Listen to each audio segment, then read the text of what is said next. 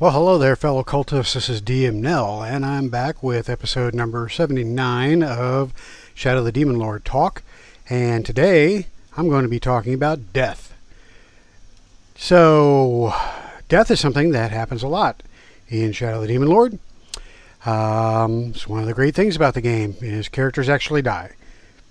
Now, even though that is something that does happen.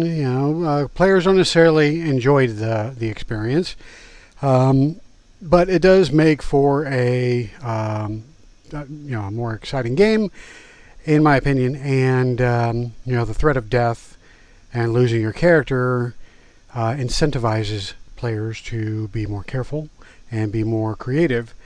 However, there are times when death just happens.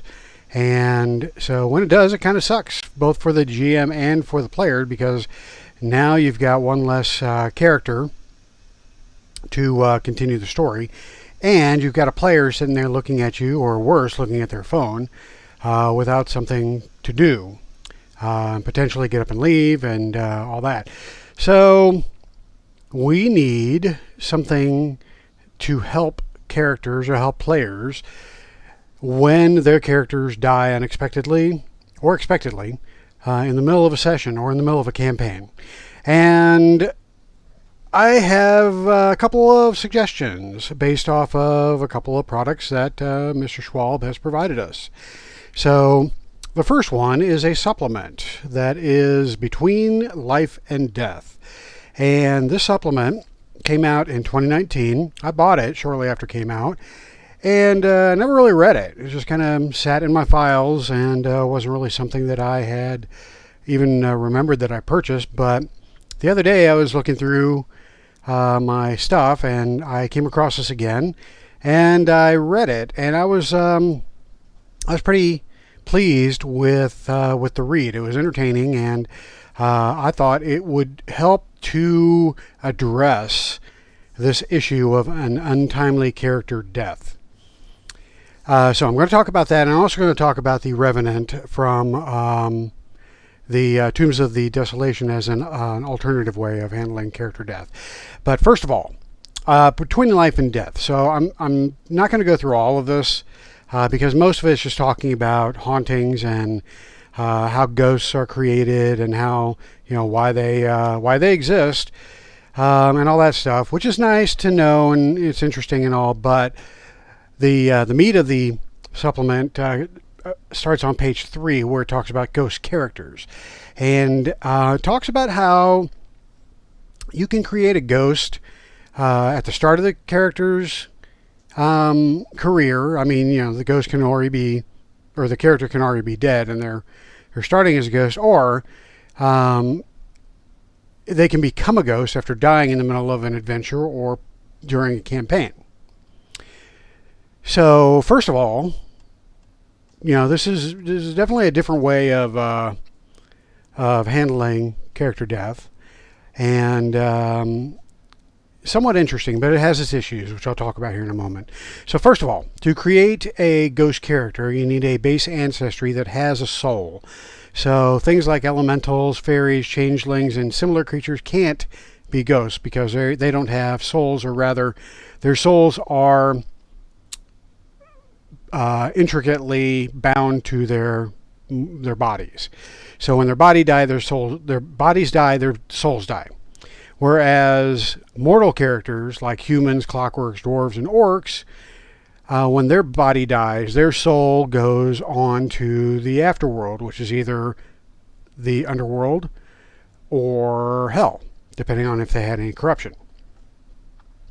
So you have to have an ancestry that has a soul, and then you have to determine the cause of death. Now, obviously, if your character died in the middle of a campaign, you know the cause of death. But if you're starting a character off already dead, then you have to determine the cause of death. And there's, of course, a table here to help you determine that. Anything from being stabbed by a jilted lover to a demon tearing you apart to undead feasting on your screaming body.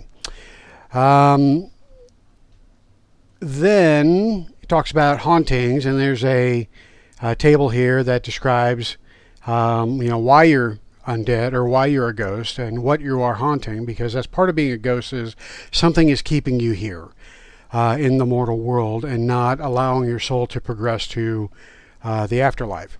So you can, pick it or you can roll it. But anyway, here's a table for that. Your appearance is interesting because you're as a ghost, your appearance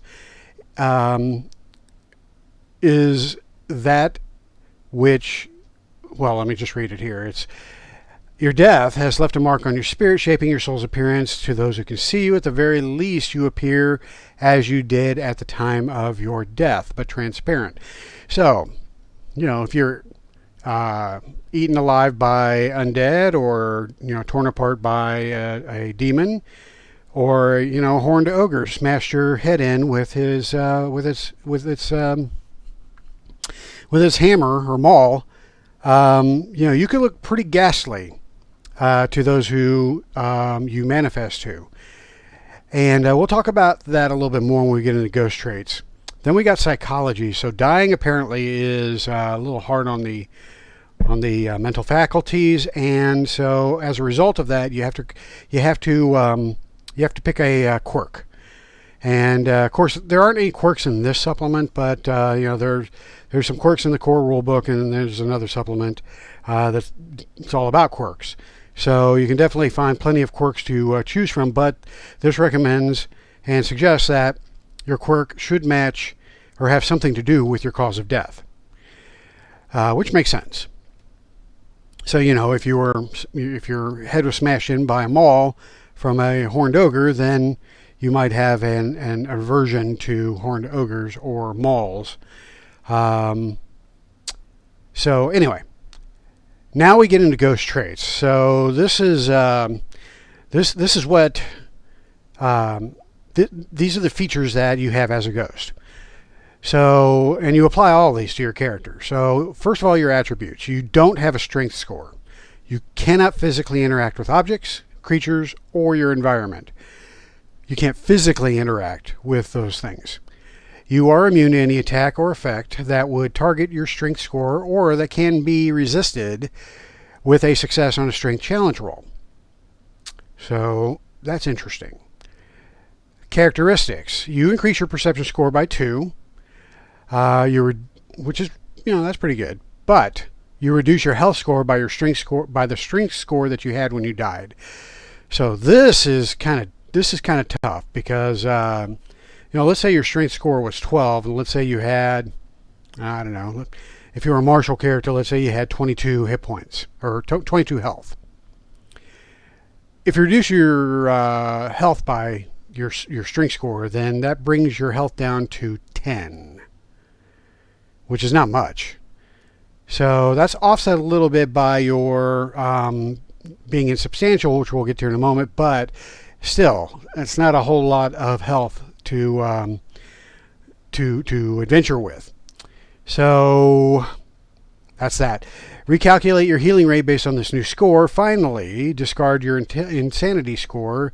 You're no longer at any risk of gaining insanity as you're already mad. All right, so that's that trait. That's pretty harsh. Then you have the frightening trait. So a creature that does not have the frightening or horrifying trait must make a will challenge roll when it first sees you. The creature makes the roll with 1 bane if it sees 4 or more frightening creatures at the same time. On a free, well, basically this is the same, description for frightening. So if you know that, then you know this. But the point is, you become frightening, probably because your head was smashed in by a maul, and that's what people see. Then you gain dark sight, so that's pretty cool. You gain some immunities, which makes sense. You're immune to all these things: cold, fire, disease, poison, because you don't have a body. And that, would make sense. So, well, it looks like my daughter's calling me. Sorry, kiddo, you're going to have to wait. So that is your immunities that you gain. Then you gain the insubstantial trait. So you take half damage from weapons, and you ignore the effects of moving across difficult terrain, and you can move through solid objects and other creatures. So that's pretty cool. You're also naturally invisible. You're invisible to all creatures other than spirits, animals, and children. While invisible, you lose the frightening trait and you cannot use actions or triggered actions to attack. So that's pretty cool. Then you have ghostly equipment. You have ghostly copies of everything you wore and carried at the moment of your death. If you drop an item, it vanishes from existence, so don't drop your weapon. Ghostly armor protects you as it did when you were alive, and your weapon deals half the damage they did when they were alive. So that last sentence is tough. So basically this means, if you're a martial character and you're dealing half damage, that's tough. So not only do you have half your health, but you also do half damage. So your effectiveness as a ghost is not great. Manifestation, basically you can use an action to become visible to everyone, or to remove your naturally invisible trait. And you have to use an action to end the effect. Bound by remains, so this is also another pretty significant limitation. You can't move or be moved more than 20 yards from your body's remains. If your remains are moved more than 20 yards from you, you take 1d6 damage at the end of each round until you are within 20 yards of your remains again. If this damage would cause you to become incapacitated, your soul descends to whatever fate it earned in life. So basically, if you want to adventure after your death, so let's say you die in the middle of a fight, and your spirit is bound to the world because you have this duty to finish out the adventure or finish out the campaign. In order to be able to do that, your living companions have to Weekend at Bernie's your body around with them, which can be a little bit awkward and weird and kind of inconvenient. So that you can at least be within 20 yards of it all time. And it's going to start decomposing, and there's issues with that. So I'm not exactly sure how that would work long term. But then the final trait you get here is reformation. When you become incapacitated, you do not make fate rolls. Instead, you disappear from existence. If you are within 20 yards of your remains, you disappear in this way. When you disappear in this way, you return to existence in a space of your choice within 1 yard of your remains 24 hours later. Otherwise, you find your fate in the underworld or hell depending on your corruption score. So basically that means you can't die. You're already dead. You can't die again. So you just cease to exist for 24 hours and then you reappear within a yard of your body. A level 4 ghost also gains a swift manifestation, which means that you can use a triggered action to manifest rather than taking a full action. Or you can learn a spell.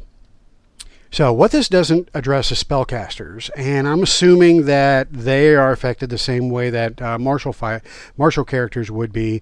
I'm guessing, even though it doesn't specifically call this out here, I'm guessing that your magic is half as effective in ghost form as it would be if you were alive. At least that's how I would call it if I were DMing a ghostly character. All right, so, that's a ghost. And I think this is a great way for you to keep a player engaged, at least until the end of the session, so that then they can go home and or the end of a fight, or maybe the end of an adventure, and then they can roll up a new character. I would not recommend it as their starting character, and I would not recommend having a ghost adventure for an entire campaign, because again, you're carrying around their dead body. It's a pretty significant, weird limitation. And then they also have all these other limitations. They do half damage, and they have very low health. So yeah, no, I wouldn't recommend it. All right. So anyway, that is the ghost character. And again, I think it's a good way of handling when a character dies in the middle of a combat. So that's the first thing I wanted to cover on today's video. The second thing has to do with revenants. Now, revenants are in Tombs of Desolation, and this is another way that you can bring back a dead character. Now, this is not new. This came out shortly after the game came out.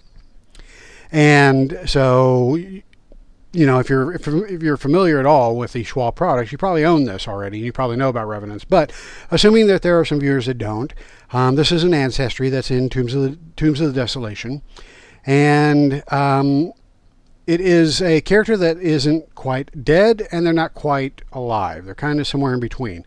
They are also held to the world for some reason. Something is tying them to the world, whether that be some unfinished business or some reason for being.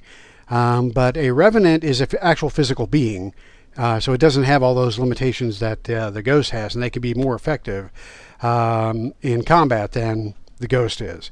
So if you want to create a revenant, then you have to be first human, dwarf, or orc character. Other ancestries may be available at the DM's discretion, but they have to be living, they have to be mortal. So like the ghost, you can't have an elf be a revenant. They get all these characteristics here. They have some immunities that make sense. They gain dark sight, which is nice. Eternal returns. Basically, this states when you die instantly, or you die instantly when you become incapacitated and you remain dead for 1d3 hours. At the end of this time, if your head is still attached to your body, you return to life, heal damage equal to your healing rate, and you gain 1d3 insanity points. Otherwise, you're destroyed. So this character just keeps coming back for more. They're like the Energizer Bunny, I guess. 1 foot in the grave, you heal only half the normal amount of damage from magic and potions. That's that kind of sucks.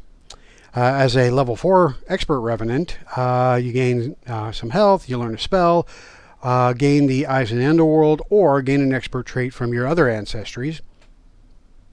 Eyes in the Underworld, you can use an action to make a will attack roll against the will of one target creature within short range that can see you. If you succeed, then the target becomes frightened for 1 minute. So yeah, you scare the shit out of them, basically. So that's pretty much the Revenant.